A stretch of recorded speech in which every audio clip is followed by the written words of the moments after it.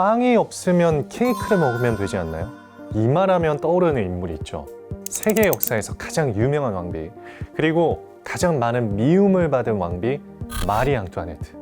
굶주린 시민들을 외면하면서도 온갖 사치를 일삼아 희대의 악녀로 평가받기도 했던 그녀였는데, 사실 마리 앙투아네트는 이런 망언을 남긴 적이 없을 뿐더러 오히려 당시 다른 왕족들에 비해 검소했고 친절한 사람이었다고 하죠. 그런데도 그녀는 온갖 루머에 휩싸여 국민에게 미움과 조롱을 받으며 결국 프랑스 대혁명 이후인 1793년 단두대의 이슬로 사라지고 마는데요. 그런데 마리 앙투아네트를 죽음으로 몰고 간 프랑스 혁명이 647개의 다이아몬드로 만들어진 목걸이에서부터 시작되었다는 사실 알고 계셨나요? 과연 어떤 목걸이였길래 마리 앙투아네트를 죽음으로 몰고 갔을까요? 그리고 그녀는 왜 그렇게 미움받아야만 했을까요? 누구나 한 번쯤 혹해 봤을 사라진 보물의 행방부터 미스터리한 전설까지 모두 파헤쳐보는 인디아나 존스. 오늘은 마리 앙투아네트에 대한 소문을 파헤쳐보겠습니다.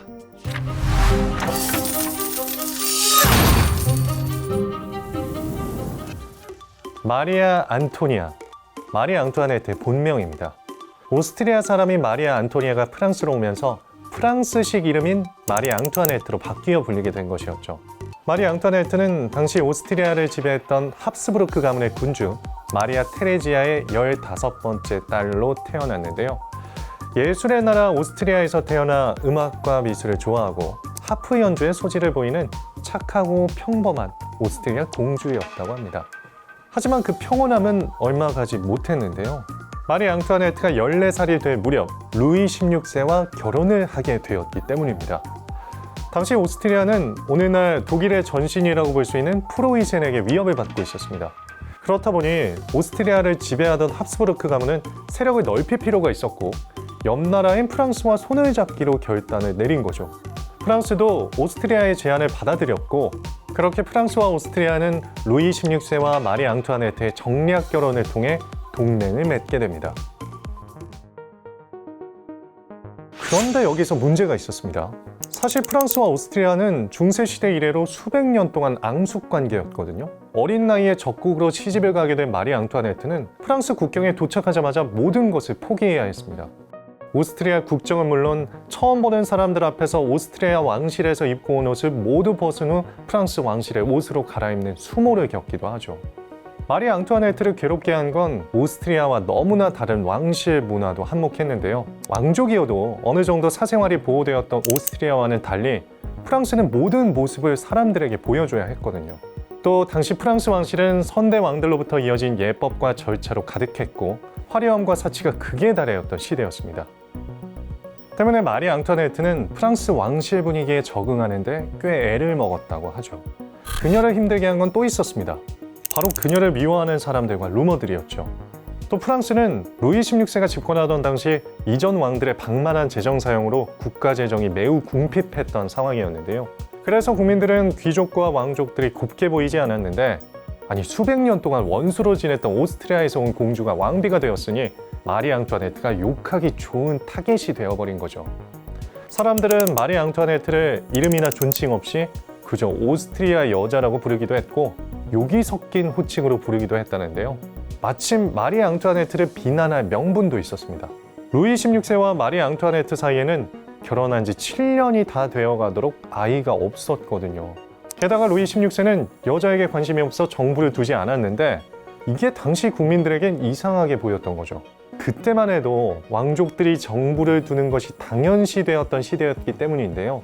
직전 왕이었던 루이 15세는 베르사유 궁전에 정부를 위한 방을 따로 만들어줄 정도였으니 어떤 시대상이었는지 짐작이 가시나요? 정부를 두지 않은 왕, 그리고 아이를 낳지 않은 왕비, 사람들이 루머를 만들기 딱 좋은 상황이었던 거죠. 프랑스에는 마리 앙투아네트가 주인공인 근거 없는 루머가 돌기 시작했습니다. 당시 프랑스 전역에 퍼졌던 루머의 주인은 꽤나 자극적이었다는데요. 왕비가 왕에게 만족하지 못해 매일 밤 다른 남자들과 파티를 벌인다더라와 같은 소문부터 동성애를 한다는 소문까지 퍼졌었죠.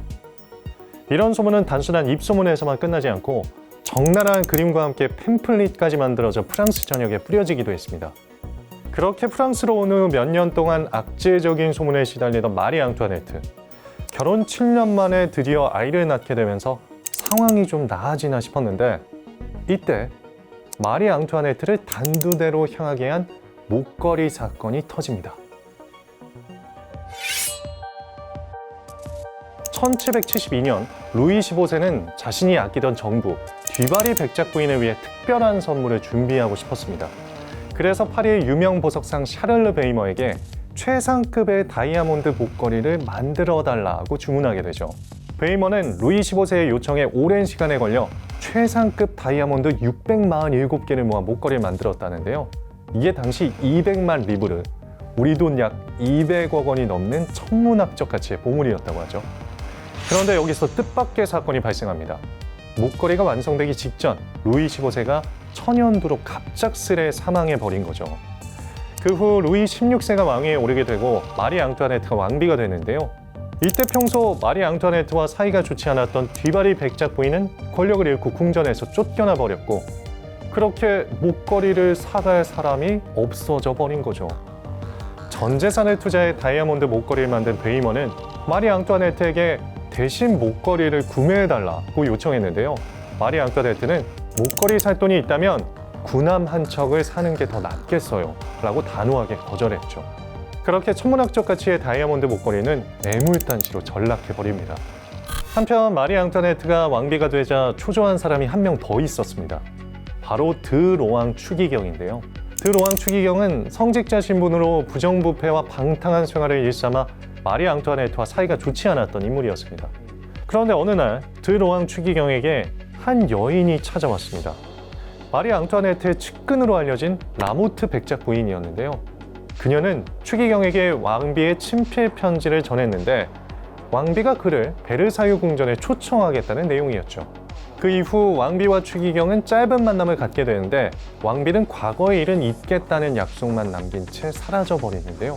그러니까 뭔가 미심쩍은 화해였던 거죠. 하지만 마리 앙투아네트가 자신을 만나주었다는 사실에 감격한 추기경은 라모트 백작 부인에게 왕비가 원하는 것이 무엇인지 물었고 그녀는 마리 앙투아네트가 다이아몬드 목걸이를 원한다고 얘기해 줍니다. 다만 현재 프랑스의 재정 상태가 좋지 못해 공식적으로 구입하는 것은 국민들의 눈치가 보이니 대신 구매해달라는 것이었죠.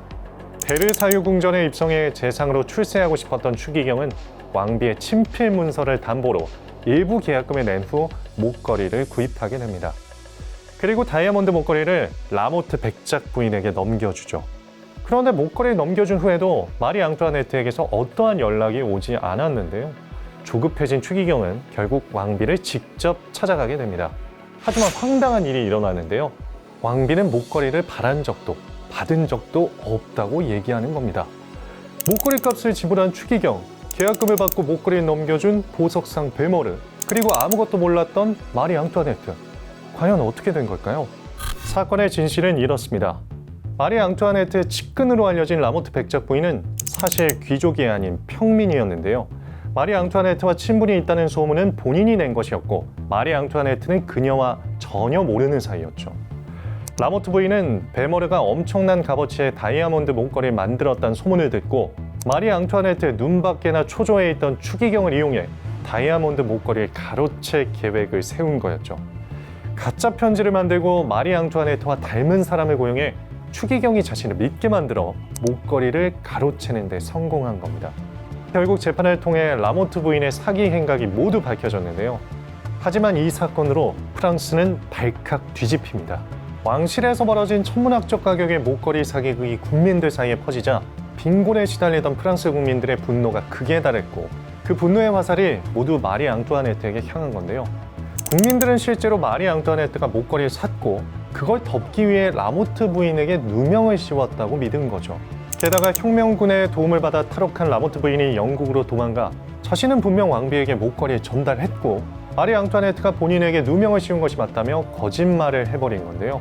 추후 밝혀진 바로는 라모트 부인은 다이아몬드 목걸이를 빼돌려 조각낸 후 모두 팔아버렸다고 알려졌죠. 하지만 사실을 알 리 없는 프랑스 국민들은 근거 없는 라모트 부인의 거짓말을 사실처럼 믿었고 곧 목걸이 사건은 1789년 프랑스 혁명의 도화선이 되었습니다. 1793년 10월 14일 마리 앙투아네트는 결국 재판소에 끌려오게 되는데요. 혐의는 다양했습니다. 사치로 국고를 낭비했고 부정부패를 일삼았으며 적국과 내통해 프랑스 국민을 기만했다. 그리고 8살 난 자신의 아들과 근친상간까지 했다는 것이 그녀가 받은 혐의였죠. 온갖 죄목을 뒤집어 썼던 마리 앙투아네트였지만 그 어떤 혐의도 뚜렷한 정황이나 증거가 없었는데요. 마리 앙투아네트는 자신의 혐의에 대해 반박하지 않았지만 근친상간 혐의에 대해서만 이렇게 답했다고 합니다. 엄마로서 이 혐의에 관해 동의하지 않는 것은 당연한 일입니다. 나의 진심을 알아주기를 여기 있는 모든 어머니에게 호소합니다. 이 말을 듣고 재판장에 있던 모든 여성이 마리 앙투아네트에게 동조했다는데요. 하지만 당시 혁명 정부에게 지독한 학대를 받고 있던 그녀의 아들 루이 17세는 거짓 자백을 하게 됐고 결국 마리 앙투아네트는 사형 선고를 받아 이틀 뒤 단두대 이슬로 사라져 버립니다. 647개의 다이아몬드 목걸이를 둘러싸고 벌어진 사기극. 어떻게 보면 단순해 보이는 사기극이 프랑스 대혁명이라는 역사적 사건의 도화선이 되었고 결국 마리 앙투아네트를 죽음으로 몰고 가는데요. 과연 그녀의 진짜 모습은 무엇이었을까요? 물론 마리 앙투아네트가 죄가 없다고 볼 수는 없습니다. 그 당시 프랑스 상황에 비추어 볼 때 프랑스 기득권자에게는 누구나 잘못이 있었고 국가를 이끌어가는 왕과 왕비라면 그에 걸맞은 책임이 있으니까요. 다만 당시 프랑스는 극심한 격동기를 겪고 있었고 그걸 이끌기 위해 마리 앙투아네트는 그저 음악과 미술을 좋아하는 평범한 공주였던 것이 아닐까 싶기도 한데요. 오스트리아의 한 공주로 태어나 세계에서 가장 비극적인 최후로 생을 마감한 왕비 마리 앙투아네트. 그녀를 단두대의 이슬로 사라지게 한 다이아몬드 목걸이는 누구의 목에도 걸리지 못하고 사라져 버렸는데 만약 다이아몬드 목걸이가 아니었다면 그녀의 최후는 달라졌을까요? 지금까지 마리 앙투아네트 목걸이에 대한 소문을 전한 인디아나 존스 김준상이었습니다.